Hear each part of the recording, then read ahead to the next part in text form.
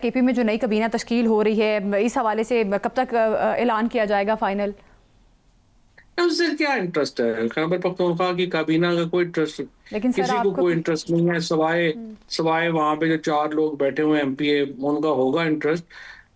लोगों को इंटरेस्ट ये है कि सोहेल आफरीदी इमरान खान की रिहाई के लिए क्या इकदाम करेंगे और वो क्या स्ट्रेटजी उनकी अली अमीन गंडापुर से मुख्तलिफ कैसे होगी।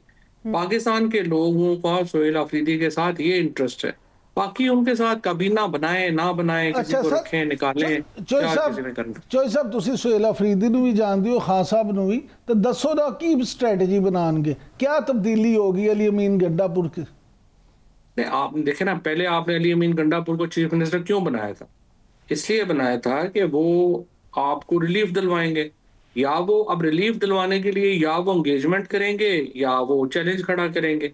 अली अमीन गंडापुर जो हैं वो 26 नवंबर के बाद उन्होंने हथियार डाल दिए, एंगेजमेंट करने को वफाकी हुकूमत उनसे तैयार नहीं हुई, जिसकी वजह से मैंने 2 महीने पहले ही बात कही थी कि वो तो उनको तो अब जाना पड़ेगा और कोई और रास्ता नहीं रह गया उनके लिए। अब सुहेल अफरीदी जो हैं उनके साथ भी बुनियादी तो उम्मीद यही है ना कि वो रिलीफ दिलवाएंगे। अब रिलीफ दिलवाने के 2 तरीके हैं, या वो एंगेजमेंट करें या वो जो है वो चैलेंज खड़ा करें। ज्यादा उनकी जो आई वुड से अभी तक जो उम्मीद है इमरान खान की उनसे, वो ये है कि वो वफाकी हुकूमत के लिए चैलेंज खड़ा करेंगे ताकि हुकूमत उनके साथ एंगेज करे। अच्छा, लेकिन सर ये जो इस वक्त खैबर पख्तूनख्वा के हालात हैं और जिस तरह से अफगान बॉर्डर पे कशीदगी है, क्या आप समझते हैं कि कानून नाफिज करने वाले इदारे या इस्टेब्लिशमेंट उन्हें कोई चैलेंज खड़ा करने देंगे? देखिए, बात यह है कि ये तो आप देखते हैं ना कि सोहेल अफरीदी उसमें कामयाब होते हैं या नहीं होते।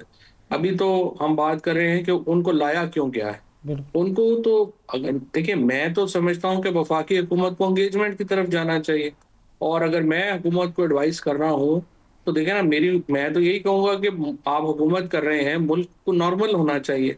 अगर रोज यही लगे कि अब ये हो गया है, वो अजाब वो हो गया है, वो आ गया, हर वक्त रोला रुपये पड़ा रहे, तो हुकूमत आपने क्या करनी है? अच्छा फवाद साहब, अली अमीन गंडापुर साहब को हटाने के हवाले से भी मुख्तलिफ किस्म की बयान सामने आ रहे हैं। ये कहा जा रहा है कि वो एहतजाज के हामी नहीं थे, वो तो मुज़ाकरात के हामी थे, इस वजह से बानी पीटीआई ने अली अमीन गंडापुर को हटवाया है। तो इस किस्म की भी मुख्तलिफ किस्म की स्टेटमेंट्स आ रही हैं। तो अली अमीन गंडापुर को आपके ख्याल में, आपकी राय क्या है कि हटाने की सबसे बड़ी वजह क्या थी? सिर्फ यही थी कि बानी पीटीआई को रिलीज नहीं करवा सके वो? मैं तो भी आपको जवाब दिया ना, अली अमीन गंडापुर को वज़ीर आला क्यों बनाया था ना, इसीलिए बनाया था कि वो रिलीफ लेंगे पार्टी के लिए, इमरान खान के लिए। जब वो रिलीफ नहीं ले सके, ना वो चैलेंज खड़ा कर सके, ना वो एंगेजमेंट कर सके, तो उन्हें जो है वो फिर हटा दिया गया। क्योंकि आम जो पीटीआई का वर्कर भी उनसे नाराज हो गया कि वो हुकूमत की तरफ बड़े सॉफ्ट हैं, और उसकी वजह से उनको जाहिर है प्रॉब्लम तो इस वक्त पाकिस्तान का ये है ना जो वफाकी हुकूमत है उसकी तरफ से कोई दिलचस्पी ही नहीं है कि पाकिस्तान को भी नॉर्मलाइज करना। अच्छा चौधरी साहब, एक तासुर ये भी है कि अली अमीन गंडापुर साहब जो हैं उनके एस्टेब्लिशमेंट के साथ भी राब्ते थे और विकेट के दोनों तरफ खेलते थे, और शायद इमरान खान साहब ने इसीलिए उनको हटा दिया कि तुम तो ये कहते थे कि मैं वहाँ से रिलीफ ले लूँगा, लेकिन तुम कामयाब नहीं हो सके। तो अब सोहेल अफरीदी साहब जी सर, दुरुस्त बात है, इसीलिए हुआ कि अली अमीन गंडापुर साहब एंगेज भी नहीं कर पाए और चैलेंज भी नहीं खड़ा कर पाए। अच्छा, इस तरह से सोहेल अफरीदी साहब से भी यही उम्मीद होगी कि या तो वो एंगेज करें, एंगेज नहीं कर पाते तो चैलेंज खड़ा करें। अच्छा चौधरी साहब, एक बड़ा ज़ाती सा सवाल, अभी आपने जिक्र किया कि अगर आप हुकूमत को एडवाइस कर रहे होते, तो ये तो हम बतौर एक सहाफ़ी के मैं तो ज़ाती तौर पे यकीन रखता हूँ कि अगर आप एडवाइस कर रहे होते तो हालात को बेहतर होते, क्योंकि आपको एक सियासी जो समझ बूझ है। लेकिन जिन्होंने तुझे सर एडवाइस कर रहे सो उन्होंने भी नहीं वो भी नहीं मान रहे, तो ये क्या वजह, हमारी सियासी जमातों का ये मिजाज ऐसा क्यों है कि पॉलिटिकल विजडम वाले लोगों को पसंद नहीं किया जाता बल्कि इशारों पे लोगों को पसंद किया जाता है? वो तो आप देखेंगे ना, अभी ये सोशल मीडिया के ऊपर जो डिबेट चल रही है कि नवाज शरीफ साहब की जेल का मेन्यू क्या था और इमरान खान का मेन्यू क्या है, तो उसी से ही आपको अंदाजा हो जाएगा कि हमारी सियासत जो है वो किस कदर नीचे जा चुकी है। यानी जेल के अंदर भी जो लोग हैं उनको भी ये झगड़ा चल रहा है कि उनकी तकलीफों में इजाफा कैसे होना चाहिए।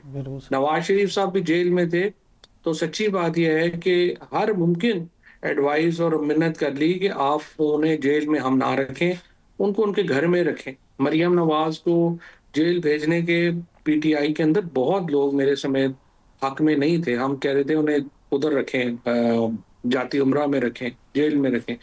अब इमरान खान को जो जेल में जो जुल्म हो सकता है उनके ऊपर किया जा रहा है, लेकिन बाहर लोग जो हैं वो नून लीग पे बहुत बड़ा लोग हैं, वो कहते हैं कि नहीं ये तो अच्छा 5 स्टार होटल में रह रहे हैं, ठीक, तो आप खुद जाके रह लें, फिर देख लें 5 स्टार होटल। अच्छा फवाद साहब, आपकी विजडम क्या कहती है?